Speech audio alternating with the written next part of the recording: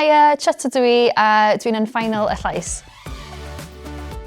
Dwi'n teimlo gyfroes a tipyn bach nervous. Chuts.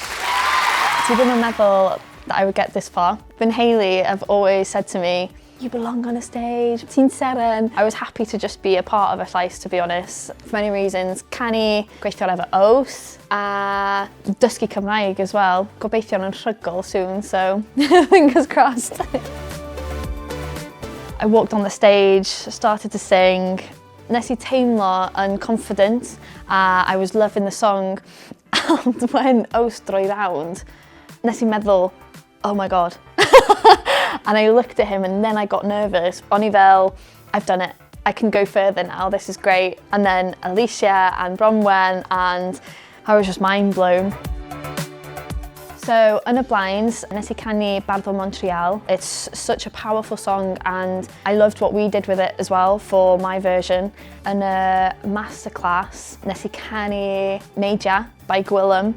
That was quite different for me, to be honest, but again, I loved the twist we put on it. I always tried to put like an edgy twist. Lots of people have said Stevie Nicks, which dwi'n caru. Semi-finals, nes I caru Llwyth o'r Gwn by Candelas.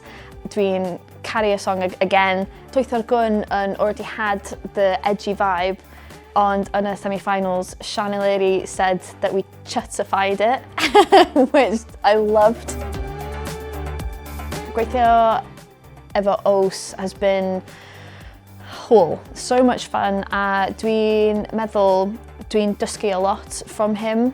I remember in the masterclass for Llwyth o'r Gwn, there was a note that I was really quite scared of, and Ows siarad I fi, either you know your voice very well or you need to push it. He was like, come on, semi-finals. Whilst I was practicing that, I had Ows' voice and a pen, so that was definitely the best advice for me.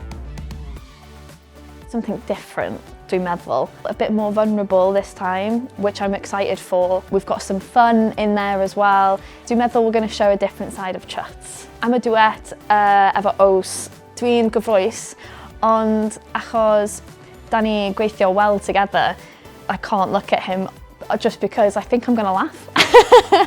Not because you're funny looking, Ows, nothing like that. Just, he's such a good vibe. So yeah, I think I'm going to be singing, look at him for a second and then look away.